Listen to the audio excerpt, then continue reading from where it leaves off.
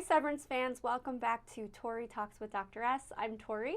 This is Dr. S. Today we'll talk about Severance Season 1, Episode 5, because we are doing a rewatch. This episode is called The Grim Barbarity of Optics and Design. This whole storyline we're going to have to just dive into because it's actually quite silly, but manipulative what's going on with this. So first of all, oh, sweet Herb. He's still falling asleep and having visions of black goo dripping. And what's his first thought? I need to speak to Bert. Like, he's like, I need to seek counsel. He really feels connected to Bert. Yeah. Based on very little. But yeah, he's like, he's become very enamored with Bert. But I love that Dylan is like kind of like a protective of him. And he's like, no, like he's the one that said, like, they tried to start a coup. But when Irv goes to the copy machine, he finds a grim discovery of a picture of the suspected coup, but it's actually macro data refinement, right? Right. It's actually them doing it. Like, and you only know because they're different name tags. But like this, the artist rendering of this coup, it's hilarious. Yeah, it is, right? And it's like very barbaric, but the name tags is what killing me. I don't even remember that from the first view. Mr. Milchick is there like, oh no, you found this. But he planted it there. Now, this is a fear tactic, yes? I mean, just the rumor of Optics and Design starting the coup, but it's like, no, but you guys started the coup. It's all to like keep them apart, right? They don't want anybody to know what other people, they want all the departments to kind of hate each other. Or fear each other, actually. Yeah, it's exactly. So interesting. So when Irv finds Bert in the conference room, which, by the way, Miss Casey told him about that. That was super cute. Just picking up on something. Anyway, Dylan's there to lock him in. He's like, no, dude, like, they're bad news, whatever. And, I mean, they handle it very well, but it's like, how would you feel? I know. Because it seems preposterous. Yes, it's but you so have these absurd pictures. So it's like, is it? What are you supposed to think? Yeah. Yeah. They make you paranoid. And they haven't seen any other people, so they have to just believe it. Yeah. Well, and also, he didn't like the fact that he said there were only two of you in Optics and Design. And there's actually a whole bunch of people there, right? Yeah. So they follow Bert to Optics and Design, and it's a friendly welcome. Yeah. So is that like the groundwork for like alliance? Yeah, because I don't even remember what happens with that. I don't either. I don't remember. Well, Miss Coble doesn't love that Mr. Milchick did that. He went rogue a little bit because she kind of has like her own ideas, but then I guess she's over it because it was good thinking. Yeah. Good initiative I think is what she said. Yeah. But yeah, anyway. Let's talk about Helly.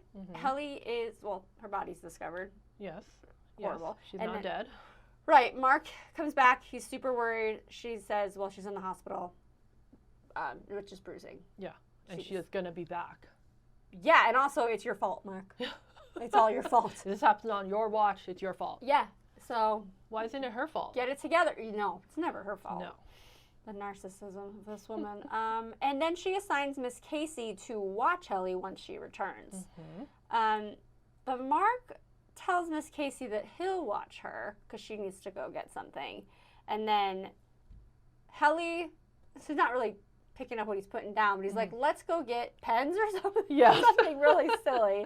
And they end up in a room full of bleating goats. And then the guy's like, this one's not ready. What is happening this episode? It was so absurd. I kept thinking, what is this? I don't remember any of that, by the way. I blocked it out. The goats? How could we not remember the goats? Yeah, because I thought it was a baby crying. And then you see a goat. Yes. And the guy's like, they're not ready. And then when she says that thing about, like, are these the scary numbers? Are they goats? Like, what? Yeah. What's the connection here? But then I don't even know if that's ever even explained. I don't know. It's so weird how we could not remember something like crying goats. Yeah. Like from a show. Yeah. Because it's so clearly vivid. Yeah. I don't know. And the crazy pictures. Yeah. Yeah. Oh my gosh. And Miss Casey, I'm still trying to figure out. Okay. So she's severed, right? Has to be. I feel like she lives there. Like she's stuck there. I remember when we first had the reveal that she's Mark's wife, I was just so like in awe that I didn't process any of it. But now that we're rewatching the scenes that she's in, especially this episode, she seems so kind. I know. There's no way that she's not severed, because she would not have done that to Mark. Oh, right? Right. So she's severed, but was she severed against her will? Yes, because Right? that's what that guy was saying. The people that were trying to like sound the alarm on them is Yeah, like, there's some are abducted against their will, Yes. so she's one of them. I think for sure. Yeah, so did they like stage her death in order to get him, like, and then they would pitch it to him later? Yeah, but then she'd have to be stuck in severed land, because when she's out, she'd know who she was. So right? that's what I think. She's like one Yeah. of those people that's like stuck there forever, and she has Yeah. no idea. Like maybe she never comes out. That's so scary. Like she lives 100% that life. Is there hope because of what happened with Petey and his chip, and how that he really was reintegrated? Reintegrated, right? Yeah. Well, but then it went bad, right? Because it doesn't fully work, or maybe it's an experimental procedure that's done. But it's making me wonder, like, if future episodes are going to be about like them realizing inside who they are and then trying to get out. Yes. Yeah, they have to, because I really want them to get out. I know. Oh my God, that's so sad. Well, Mark is definitely and he is sensing something that his outie feels also. And I know it's not. He doesn't know details, but he's not. The fact that he has to ask everybody else, like, "Are you okay? How you doing?" It's like, "Are you okay?" It's like, I think that's his inner self going, like, "Are you okay?" You know?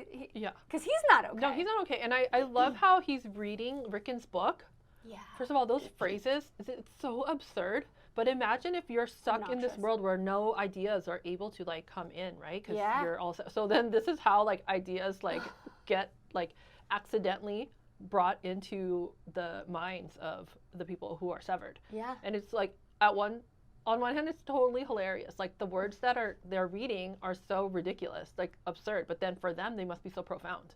I know, they're so big. Like the word dust is an industry. Yes. Oh my gosh. Yeah, stuff like that. Yeah. And he's like, whoa. And we're over here laughing. We're just like, oh my gosh.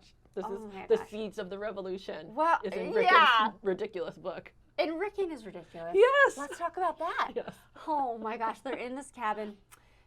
Devin is like in labor. Yes. Not super far in labor, but it's going to happen soon. And Rickon is annoying, okay? Yes. He seems like a nice enough guy, but she's freaking, like, you know, having pain or whatever. And he's like, oh, like when he finds out that his advanced copy that he gave to Mark is floating, like he's like, where'd it go? No. Oh God, like that's way more important than her being in labor. Oh, so stupid. And I love that she's like, she knows how he is, and she's so patient with him. Oh, I love how she loves him. Yeah. She's just like, she doesn't even have to say anything. No. And she decides, I'm going to take a little break. I'm going to get some coffee. She ends up at another lady's very extravagant cabin. Something happens with this lady, this pregnant lady. I remember something big happens. Like, she's like, isn't Egan or something? I remember something to do with this lady. I was totally trying to figure out, and I could not remember. I only vaguely remember this whole storyline. Yeah. But she seems Egan-like, because she's very fancy. She had 3 like kids or something. Yeah. And they put her there to have a kid. I don't know, but I just remember something that has something to, something like that. Anyway, okay, so I want to mostly point out, because Devin clearly doesn't really have all of Rickon here, but she has all of Mark. And Mark, she's all he has. Like, I love their relationship. As brother and sister. And honestly, like, if he didn't have her, I don't know where he'd be. Oh, I know. After Gemma died, right? No, he has no family, no friends. Really? No, yeah. That's true. And like, Alexa is her doula, who he tried to go on a date with, and he made not even a fool of himself, but he was he made himself look really bad in front of her. And I'm glad she's there, but it's like, it's awkward. I know, it's so awkward, but I'm just like, at least he has Devin. That's all I can think about, because now Petey's gone. He's going to be an uncle. Yeah. But, just a lot of absurdity in this episode. Yes, totally. Ooh, now I'm remembering when he's an uncle. A little bit. Yeah, vaguely coming back to me. So I think this episode is like really just trying to paint a picture of like how bizarre this place actually is, with the goats and then them planting those pictures. Yeah, and like trying to figure out like the relationship between all the different departments of Lumen. And how and Miss Casey, and how sweet she is, but almost scared, and like very innocent too. Like she's very fragile seeming, like not sinister like Miss Sobel at all. Yeah. So I don't know.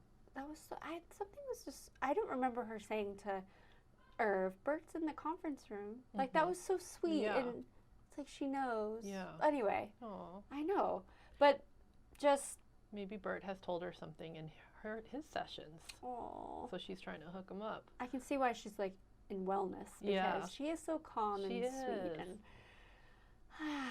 it's crazy that she's definitely there against her will. Anyway, all right, so that was a fun episode.